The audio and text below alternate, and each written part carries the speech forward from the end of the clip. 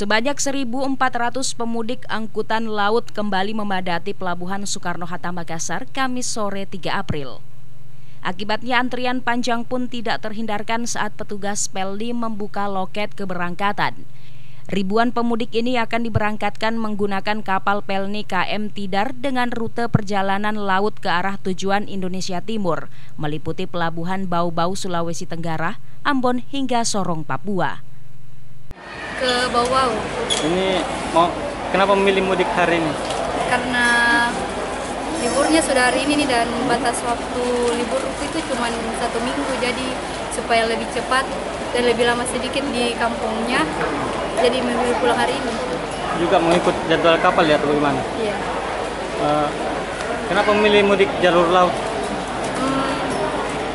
Karena biasanya kan naik pesawat, tapi karena kalau nggak buru-buru banget jadi lebih pilih naik kapal. Selain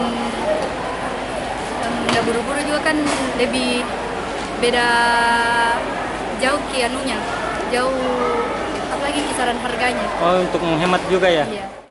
Kepadatan pemudik ini juga ditambah dengan antusias masyarakat ikut program mudik gratis. Kali ini PT PLN Sulsel Rabar memberangkatkan sebanyak 300 pemudik gratis. Mudik gratis ini juga diburu para mahasiswa yang menempuh pendidikan di Makassar. Kami dari PLN Sulsel Sulawesi Selatan, Tenggara dan Barat tahun 2024 ini memudikkan 1.000 masyarakat ya, 1.000 masyarakat ke beberapa tujuan. Itu ada 5 tujuan ke Bau-Bau. Kurang lebih 300 tiket ya melalui kapal laut, ke Jawa Timur, Surabaya 300 juga, dan insya Allah nanti tanggal 6 sore.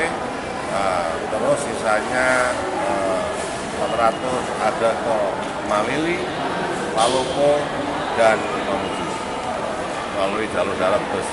Hari ini kita memudikkan jalur kapal laut ke Bau-Bau ini 300.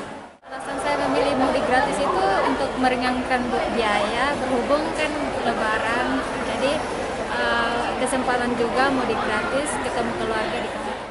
Dari data Pelni, keberangkatan kapal KM Tidar ini merupakan salah satu kapal yang mengalami peningkatan jumlah pemudik menjelang Hari Raya Idul Fitri, khususnya menuju wilayah Indonesia Timur.